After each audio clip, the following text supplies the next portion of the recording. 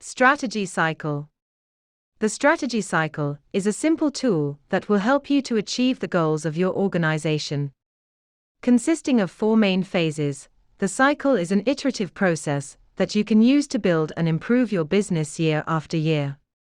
Research. Successful business relies on informed decision-making.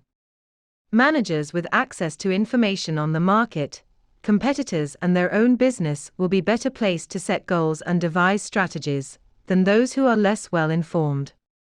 Larger organizations often have business intelligence units, specifically tasked with the collection and analysis of data, but there is nothing to stop managers from smaller businesses from spending a couple of hours each month collecting their own business intelligence.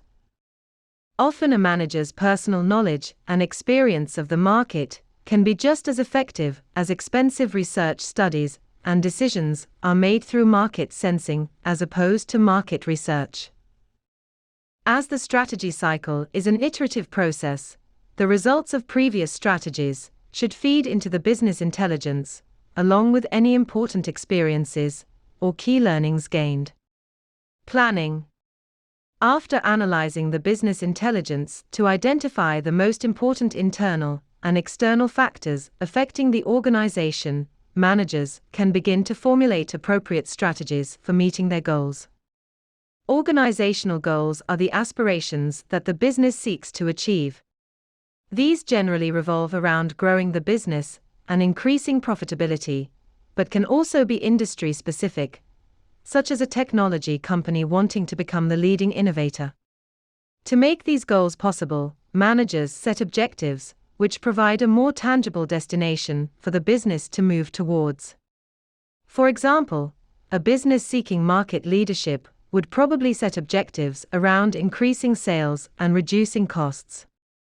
It would then be up to the heads of finance, marketing, HR, R&D and production to develop strategies to achieve these objectives. A strategy can be described as a collection of activities that will enable the organization to reach its objective. A cost reduction strategy may involve staff redundancies, renegotiation of contractual terms with suppliers, and the development of more efficient supply chains.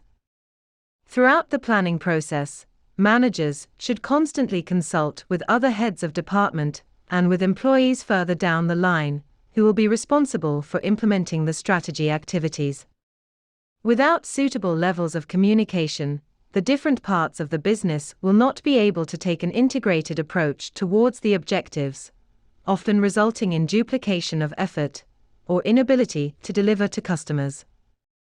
A good example of this would be the marketing department implementing a campaign to increase sales without informing the production department, who will not have had enough time to prepare for the increased level of demand. Other important factors to consider during the planning process include determining how the success of the strategy will be measured, outlining the key milestones and stating when these will be achieved, financial planning to agree appropriate budgets for each activity within the strategy, undertaking a risk assessment and identifying ways to mitigate major risks, establishing an approval and sign-off process for each activity. Implementation. Strategy implementation involves the delivery of a number of interrelated activities to an agreed standard and schedule. This is often referred to as project management. To successfully deliver projects, managers need to have good communication, financial and time management skills, so that they can liaise with staff, contractors and customers, both internal and external, whilst ensuring the project remains on schedule and within budget. In larger organizations, there may be a number of interrelated projects taking place in order to meet an objective. This is often referred to as program management, with a program board regularly monitoring each project to ensure it is delivering. As each milestone activity in the strategy is completed, it should be reviewed and signed off by designated managers.